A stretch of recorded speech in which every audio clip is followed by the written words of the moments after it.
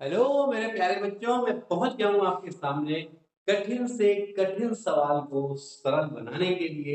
आपको यकीन है और मुझे अपने आप पे भरोसा है, मैं आपको दे पाऊंगा एक ऐसी टेक्निक, ऐसी ट्रिक्स जिससे कि आप जो यूट्यूब चैनल पर वीडियो देख रहे हैं, मैं आपसे वादा करता हूं कि आधे घंटे के अंदर में यदि आपने लगातार देखा तो आज का जो कंसेप्ट है 11th मैथमेटिक्स का क्रमचय संचय, जो कहीं ना कहीं बच्चों को उलझा के रख देता है, मैं आपसे वादा करता हूं कि आधे घंटे के अंदर आपको मैं ऐसे ट्रिक्स और ऐसे तरीके दूंगा जिससे कभी भी आप किसी भी कठिन प्रश्न में आप उलझेंगे नहीं। ये इसका पार्ट नंबर फर्स्ट है और इस पार्ट नंबर फर्स्ट जो कि 11th मैथमेटिक्स और वो है क्रमचय और संचय। तो जब आप ये वीडियो देख रहे हैं तो सबसे पहले आप अपनी नोटबुक और एक पेन ये जरूर निकाल लें, पॉज करें और पॉज करके सबसे पहले ये सामने, और जो बात आपको सही लगे ना भी लगे, लेकिन मैंने जो चीजें बताई हैं सारी चीज आपके नोटबुक में होनी चाहिए। ठीक है? यदि आप part by part, one by one करके देखेंगे इस अध्याय के अंदर में, चाहे कितना भी कठिन क्वेश्चन, वो आपको सरल से सरल तरीके से मैं आपके सामने प्रेजेंट करूंगा। आपको घबराने की बिल्कुल आवश्यकता है ही नहीं। लीजिए, सबसे पहले हम यहां पढ़ेंगे ये जो R1 R2 R3 R4 point है, इसमें सबसे पहला पॉइंट आप देखेंगे कंसेप्ट। तो कंसेप्ट में सबसे पहले तो हम आपको ये बताएंगे कि ये जो क्रमचय वाला पार्ट है, ये पढ़ा ही क्यों जाता है। गणित की ऐसी कौन सी समस्याएं हैं जिनका समाधान आसान तरीके से करने के लिए इनकी आवश्यकता पड़ती है। तो हम लेकर चलते हैं आपको उसी ओर, और सबसे पहले हम देते हैं इंट्रोडक्शन ऑफ परमिटिव। तो यहां पर समझना है,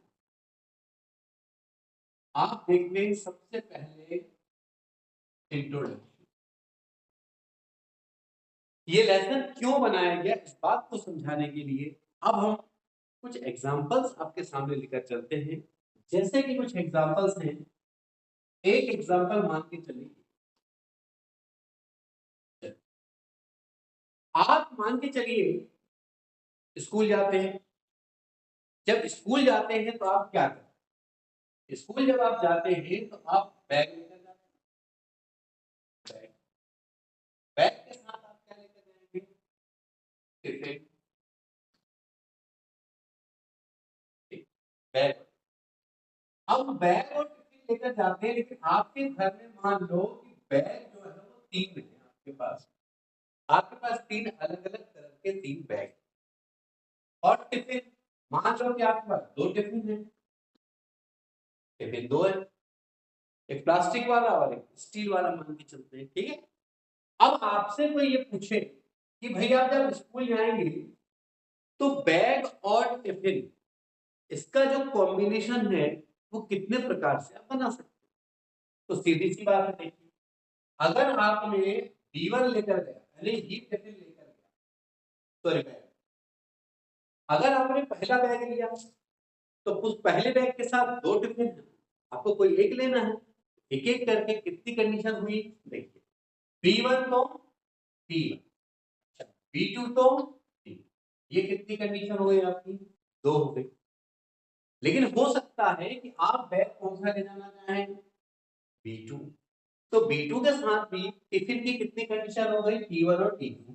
तो ये हो जाएगा B2 के साथ आपने T1 ले जा और B2 के साथ आपने T2, ये भी एक कॉम्बिनेशन हो। आपकी अगर इच्छा है कि नहीं आज मैं बैग 3 लेके जाऊंगा, तो ये हुआ आपके पास B3 टिफिन नंबर 1, B3 के साथ टिफिन नंबर 2, ऐसे 2 2 2, दैट मीन टोटल कंडीशन कितनी है? 6 कंडीशन है।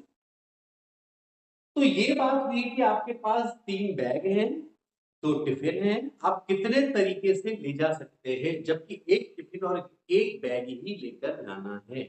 तो आपने देखा कि 6 कंडीशन है। तो बोले सर ये तो बहुत सरल बात है, रियली सरल। अब इसी प्रश्न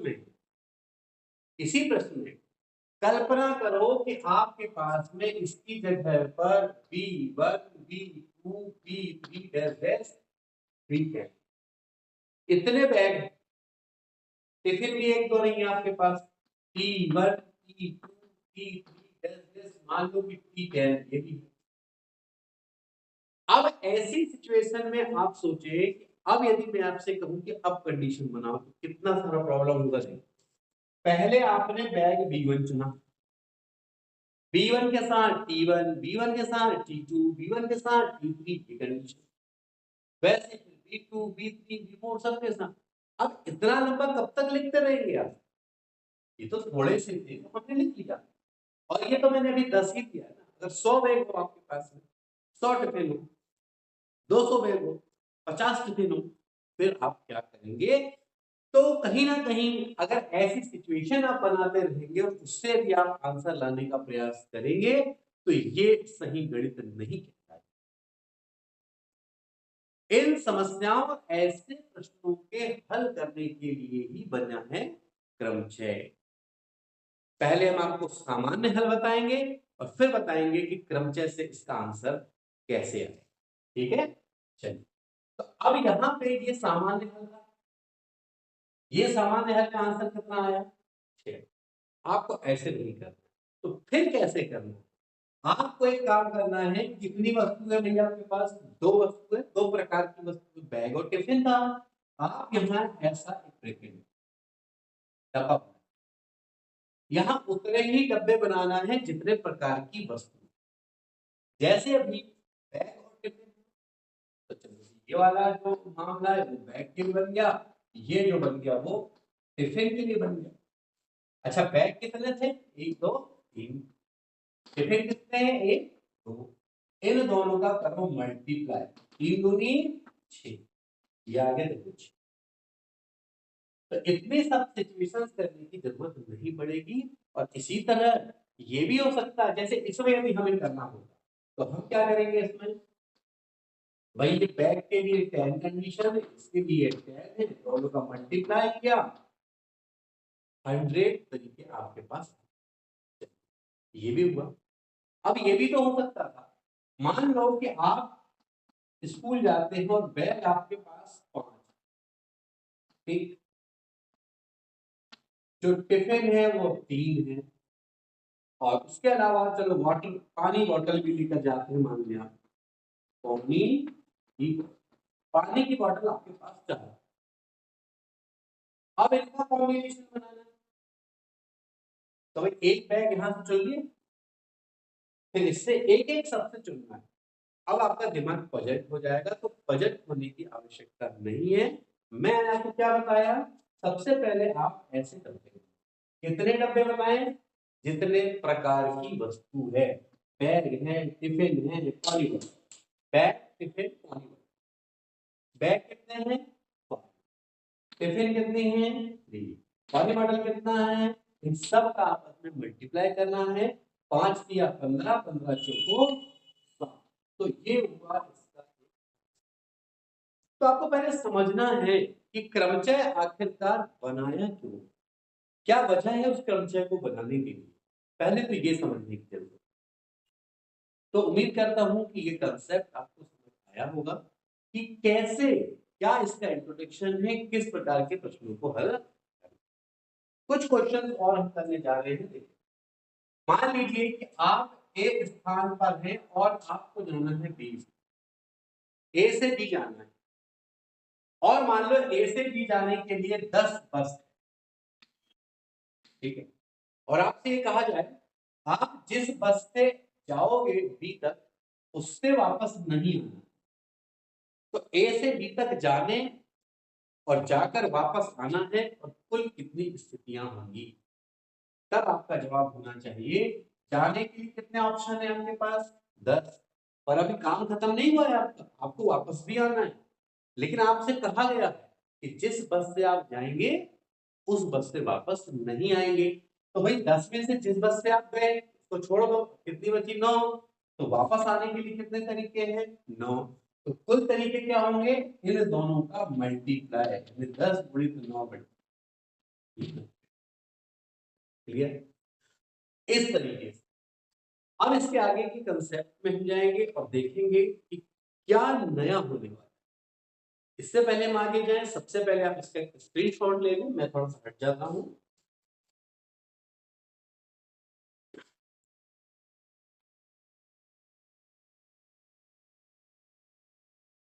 अब इसी तरीके से हम देखते हैं, आप मान लें कि 3 फ्रेंड हैं। 3 क्या है आप फ्रेंड्स, और आप सभी जाते हैं एक सिनेमा हॉल में। सिनेमा, और यहां पर मान के चले 5 सीट खाली। कितनी?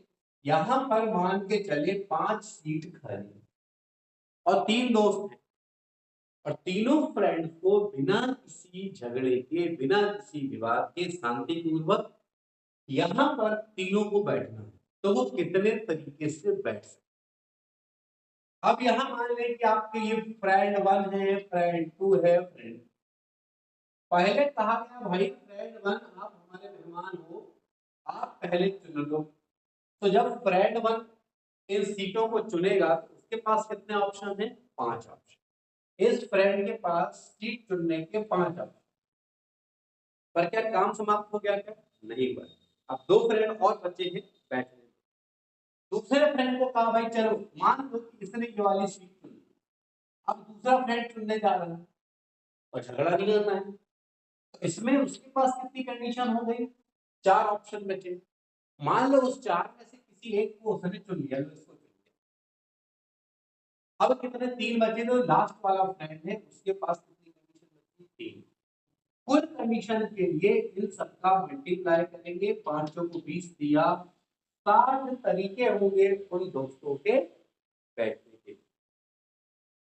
और बात आती है, ये तो छोटे छोटे क्वेश्चन आते, अगर यहां आता कि 100 दोस्त, 100 दोस्त, और अगर यहाँ पे 150 सीट खाली, 100 फ्रेंड हैं, 150 सीट खाली है टॉकिंग में, उनको बैठना है, तो पहले वाले के लिए 150, दूसरे वाले के लिए 149, अगले वाले के लिए 148, अगले वाले के लिए।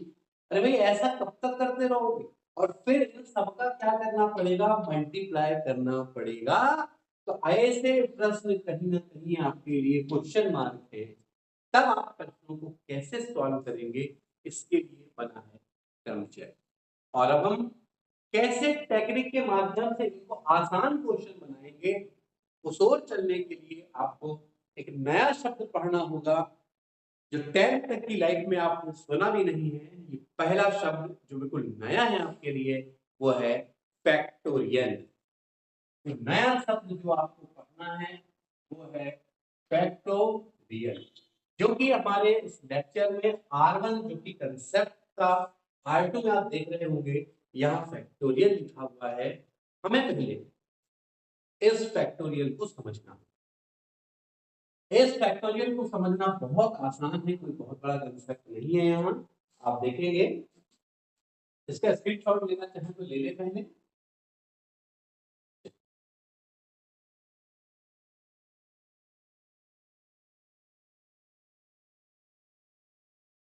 अब फैक्टोरियल का मतलब ये होता है कि जैसे आपके पास n कोई धनात्मक संख्या, ये क्या है? या तो शून्य है, ठीक, या तो शून्य से बड़ी है, और ये कौन सी संख्या है? धनात्मक। अब ये n अगर है तो फैक्टोरियल के लिए या तो ऐसा चिन्ह लिखा जाता है, या फिर n, इसके लिए जो चिन्ह लिखा जाएगा वो ये चिन्ह होगा। इसका मतलब बहुत आसान है। कैसे आसान है? देखो, ये जो n है ना, factorial n is equal to, ये n हुआ, बोले इस n से एक एक करके कम करना। जैसे n है, अब हो जाएगा n minus one, n minus two, तब तक जब तक 3 गुणित 2 गुणित 1 ना आए। अब जैसे कि ये फैक्टोरियल 10 है, इसका मतलब है फैक्टर 10 गुणित 9 गुणित 8 गुणित 7 गुणित 6 गुणित 5 गुणित 4 गुणित 3 गुणित 2 गुणित 1। ये फैक्टोरियल का मतलब है। फैक्टोरियल में इसी में, अच्छा बताइए कि मैंने इससे तो इसको डिवाइड कर दिया, इस 10 को छोड़ के इतने भाग को अगर मैं फिर से फैक्टोरियल लिखना चाहूं तो क्या मैं फैक्टोरियल नो लिख सकता हूं? बिल्कुल लिख सकते हैं आप। इससे ये पता चला कि बाहर वाला अंदर से बाहर यदि आ जाए तो अंदर क्या फर्क पड़ गया, एक कम हुआ। तब हमारा एक फार्मूला बनता है, कहीं पर अगर फैक्टोरियल n हो, n बाहर आ जाए तो अंदर एक कम हो जाएगा। ये एक फार्मूला हमेशा लिया है। 0 का फैक्टोरियल 1 होता है, 1 का फैक्टोरियल 1 होता है। ये भी नोटेड पॉइंट है, ये हमेशा आपको लर्न। अब बात आती है इस फैक्टोरियल की जरूरत कहां पड़ेगी और क्यों और कैसे। तब हम देखते हैं उसको अगली स्लाइड में कैसी आवश्यकता हमें उसकी।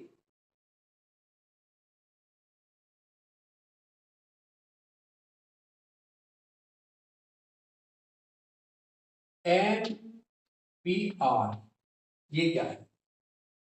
ये जो क्रमचय है इसकी जो इंग्लिश है वो है परम्यूटेशन। ठीक है, परम्यूटेशन। तो परम्यूटेशन का पहला लेटर क्या हो जाएगा, इसलिए यूज कर लिए हमने। और एनआर का मतलब है, जैसे आपसे किसी ने कहा कि आपके पास में यहां पर ये 3 एप्पल है, एप्पल 1, एप्पल 2, एप्पल। अब एक यहां पर स्टूडेंट है, उसे कहा गया जाओ पहले एप्पल चुनो। अब 3 में से कोई एक चुनो, 3 में से कोई एक, तो कितने तरीके होंगे? वो ये भी चुन सकता था, ये भी चुन सकता था, ये भी। 3 कंडीशन है, 3 तरीके। लेकिन अगर यहाँ 25-30 एप्पल होते और 25 एप्पल में कहा जाओ कोई 5 का, कोई 5, कितनी कंडीशन होगी सोचिए आप। ऐसे प्रश्नों को सॉल्व करने के लिए हम देखते हैं एनपीआर। इसका विशेष फार्मूला होता है फैक्टोरियल n अपॉन फैक्टोरियल, यानी यहां जो लिखा है उसका फैक्टोरियल ऊपर होगा और इन दोनों के अंतर का फैक्टोरियल नीचे होगा। इसका ये मतलब है n वस्तुओं में से n वस्तुओं में से r वस्तु चुनने के तरीके। जैसे जब भी मैंने आपसे बताया था कि 3 फ्रेंड हैं और वो टॉकीज गए हुए और उसने प्लस में 5 सीट खाली, तो जब भी आपने देखा था अलग तरीका। अब देखो 5 सीट खाली है और उसमें से कितना चुनना है, 5 में से 3 चुनना है। तो वो जो कंसेप्ट हम लगा रहे थे लंबे चौड़े, उसकी कोई जरूरत अब नहीं। अगर आपसे कहा कि भाई 5 सीट है, 2 फ्रेंड गए हैं तो 5p2। अगर 5 सीट है, 3 फ्रेंड गए हैं 5p। अब ये जो 5p3 है इसको कैसे सॉल्व करें? इसको सॉल्व करने के लिए ये देखिए, जो यहाँ है उसका फैक्टर ऊपर, यहाँ कितना है 5, तो ये हो गया 5 का फैक्टोरियल।